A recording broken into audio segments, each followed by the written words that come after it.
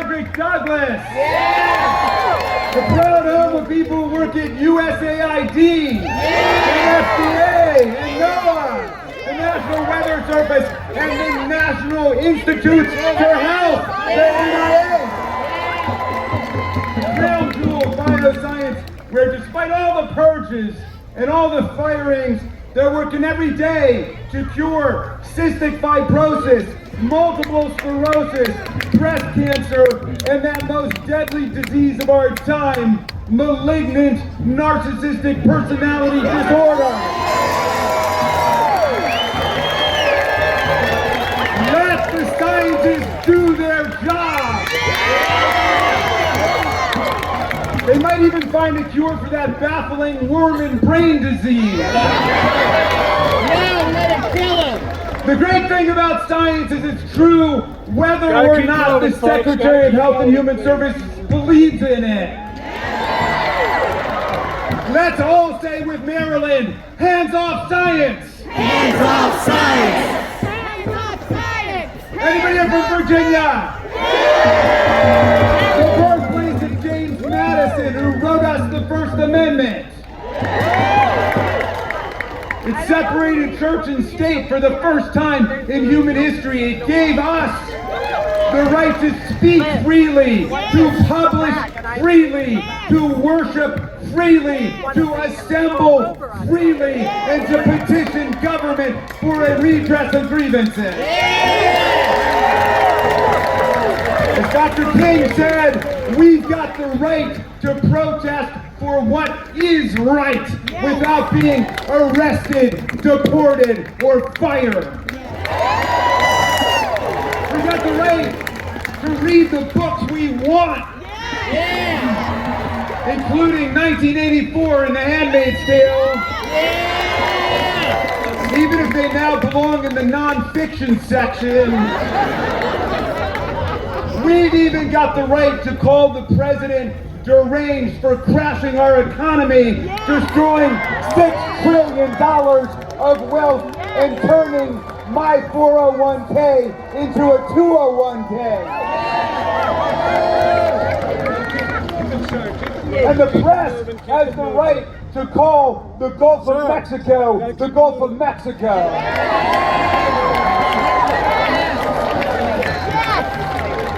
Madison's Constitution gave us the two most beautiful words in the English language: due process.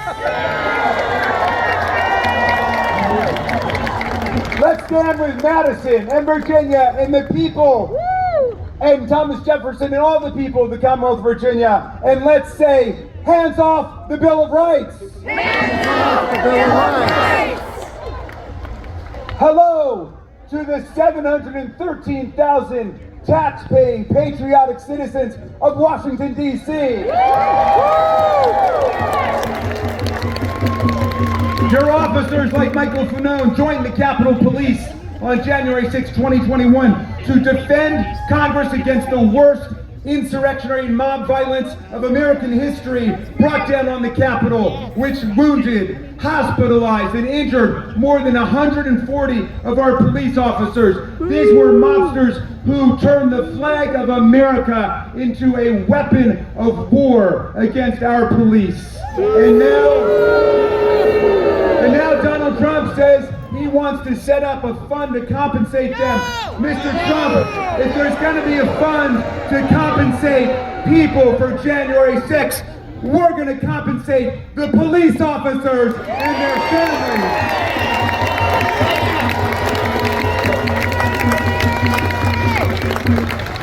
We're going to back the men and women of the blue, not the planners of the coup.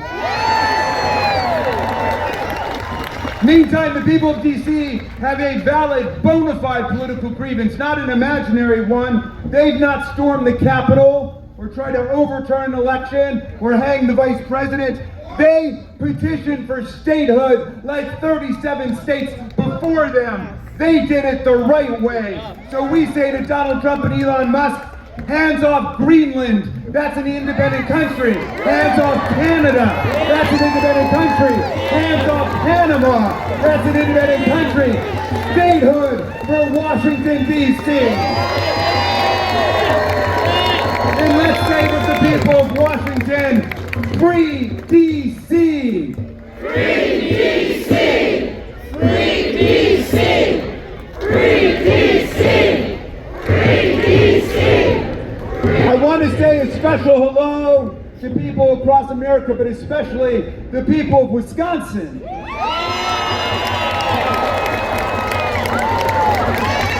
They showed America that organized people who want nothing but freedom can defeat organized billionaires who want nothing but power.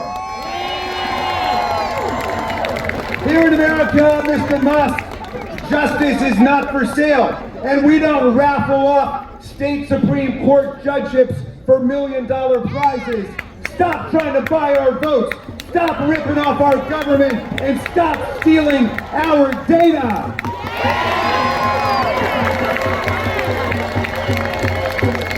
My friends, we're in the fight of our lives, but I want to tell you this. We are winning now. We are winning every day. We are winning in court, where 39 judges appointed by 5 Republican and Democratic presidents have issued 56 preliminary injunctions and TROs against this lawlessness.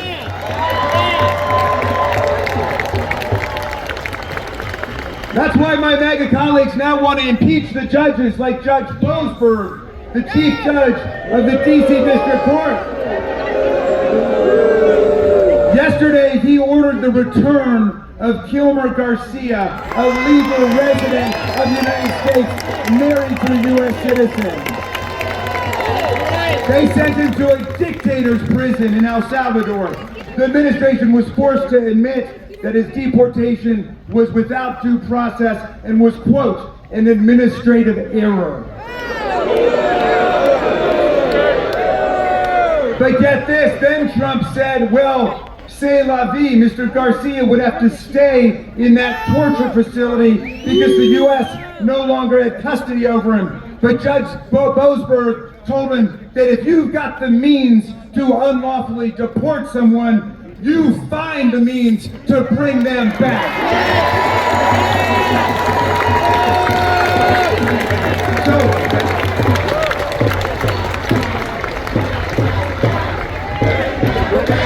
Bring him back! Bring him back! Bring him back! Bring him back! Bring him back! So now they're calling Judge Boasberg a radical left rogue judge. The problem is he was appointed to the bench first by President Bush. He was Justice Kavanaugh's roommate at Yale. He's known as a pillar of the legal establishment. They say, though, well, the number of courts striking down Trump's policies is completely unprecedented. Well, so what? That's only because the number of his illegal actions are completely unprecedented. The judges are doing their job. They're doing their job. Let's tell MAGA what democratic movements all over the world tell the dictators of the world. Hands off the courts. Hands off the courts. Hands off the courts! Hands off the courts! Hands off the courts! Hands off But you the know, courts! Trump's even trying to ban law firms and lawyers who represent Democrats from federal buildings and federal employment and to revoke their security clearances. Wait, he's shaking down law firms for hundreds of millions of dollars in pro bono work for his pro-Malum causes. Some firms have buckled under these threats, but hundreds of firms led by Wilmer Hale and Jenner and Block and thousands of lawyers led by Rachel Cohen are standing strong for the rule of law. And the courts are rejecting these attacks on the right to counsel and free speech. We're winning in the states. We're winning in the counties. We're winning in the cities and towns. We're winning in the churches, and not just with the great Reverend Barber. We're winning across the country. No moral person wants an economy crashing dictator who knows the price of everything and the value of nothing. We're winning in the universities, which know the difference between transgender mice and transgenic mice. And they know the difference between academic freedom and political tyranny. We're winning with veterans across America who know which side we were fighting on in World War II. And when they see Nazis marching down the boulevard, they don't see very fine people on both sides of the street.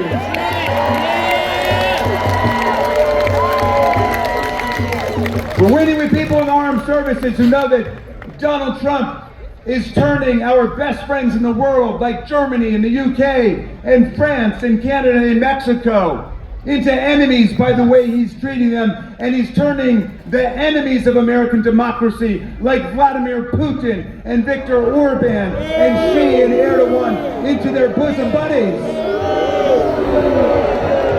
We're starting to win with the business community, which knows there's no prosperity with stupid trade wars against the whole world. There's no prosperity with stock market collapse and mass unemployment. There's no future with presidents who have the politics of Mussolini and the economics of Herbert Hoover.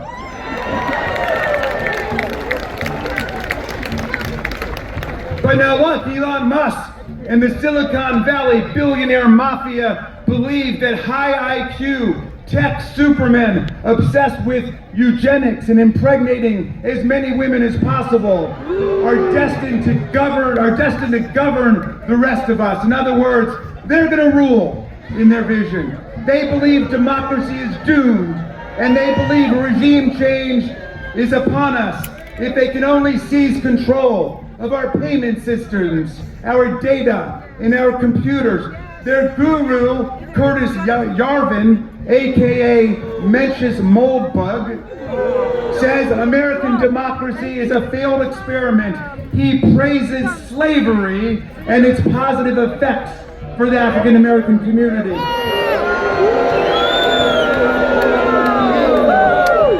He told the New York Times that the American people have to get over our irrational fear of dictatorship. On January 20th, the day when Donald Trump did not put his hand on the Bible, even his own Bible, available online to true believers for the low price of $59.99. On that day, when he swore to support our Constitution, we saw what a dictatorship of autocrats and plutocrats and kleptocrats and theocrats looks like.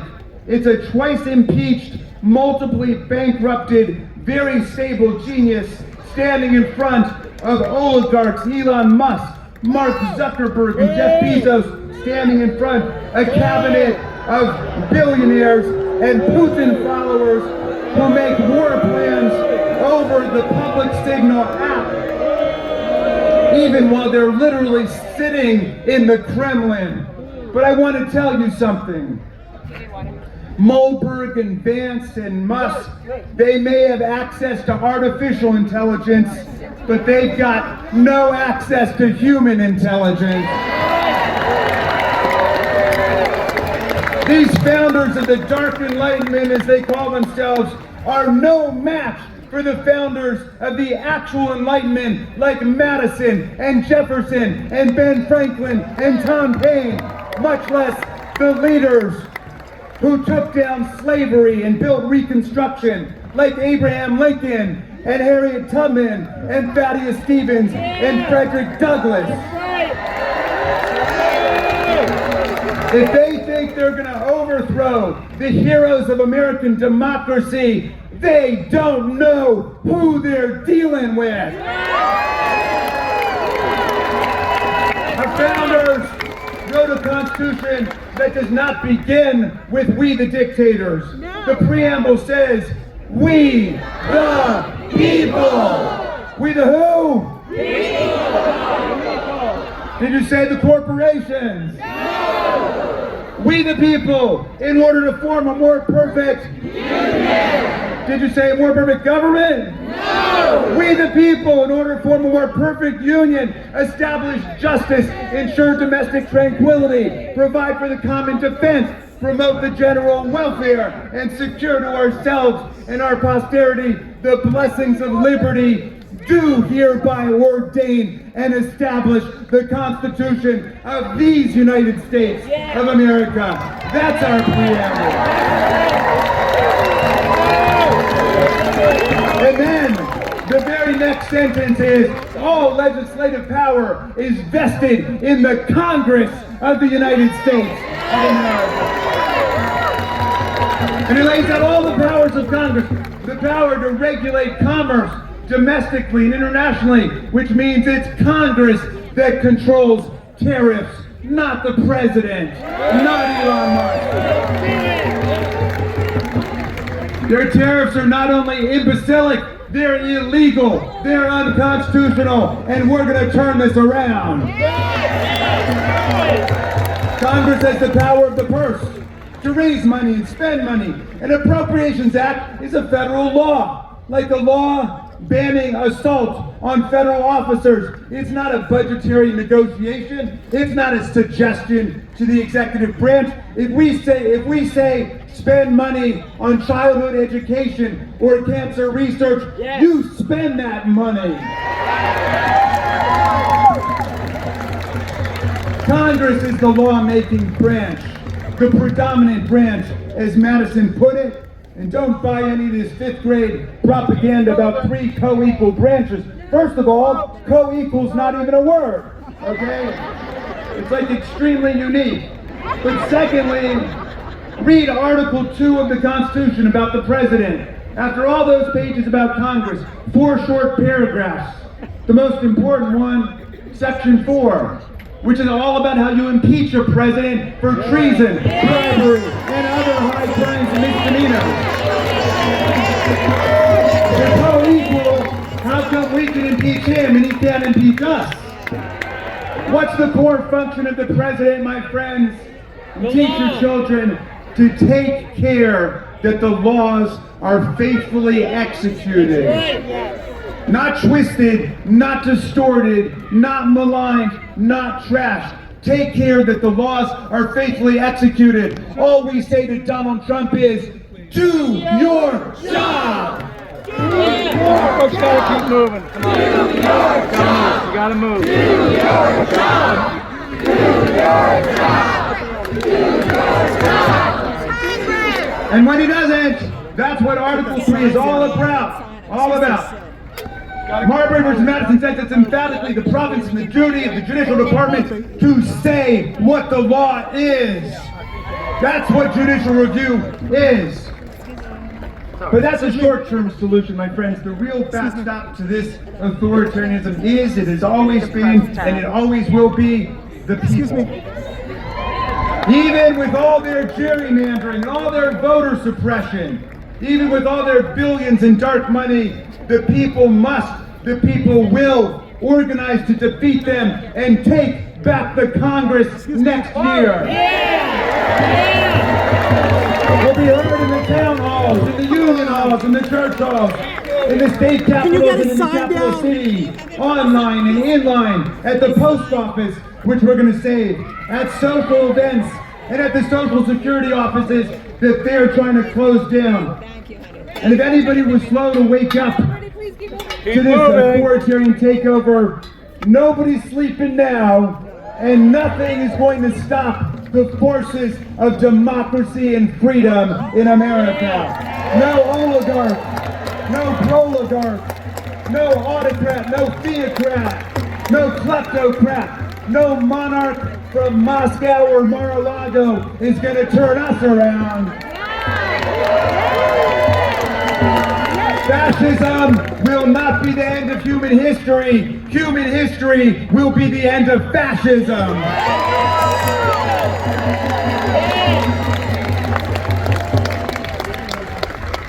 The deranged cult of MAGA will not destroy the economy built by free labor, free ideas, and free markets. The Economist magazine called 6 months ago the envy of the world.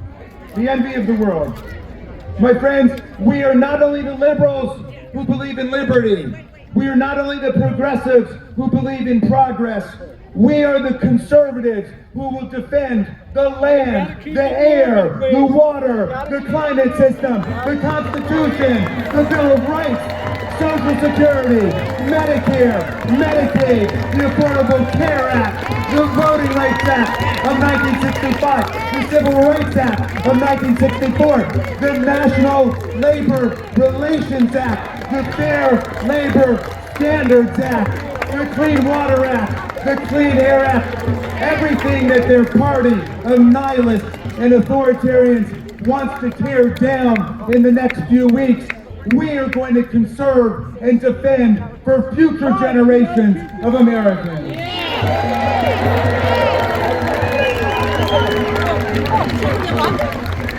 We invite all Americans to join us and join the party of democracy and freedom and solidarity. An injury to one is an injury to all. A victory for any one of us is a victory for all.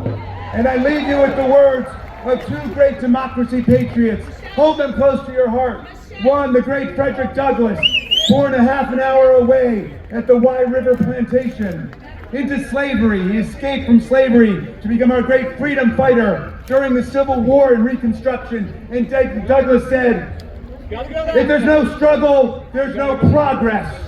And the struggle may be physical, it may be moral and physical, but there must be struggle.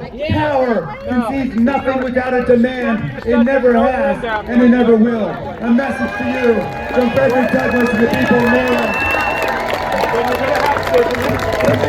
And my friends, I leave you finally with the words of the great Tom Paine, who my son Tommy was named after. And Tom Paine got here in 1774, 2 years before the Revolution. He fell in love with the promise of our land. He said, if these people live up to their promise and their ideals, the land will become an asylum to humanity, he said. Not an insane asylum, mind you.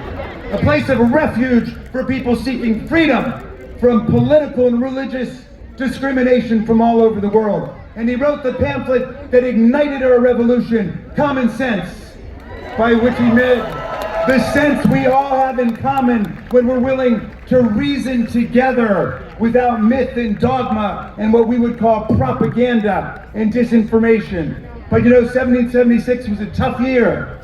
And the country was split. There's some people running around saying, you can't beat the kings and the queens. You can't beat the autocrats and the monarchs. You can't separate church and state. For all of history, people have lived under thugs and dictators and kleptocrats like Vladimir Putin and Donald Trump. But half of the people said, no, let's try something different. Let's pledge to ourselves our sacred honor, our fortunes, our lives, to build something different. And so Paine wanted to write a pamphlet to give people hope during the darkest hours.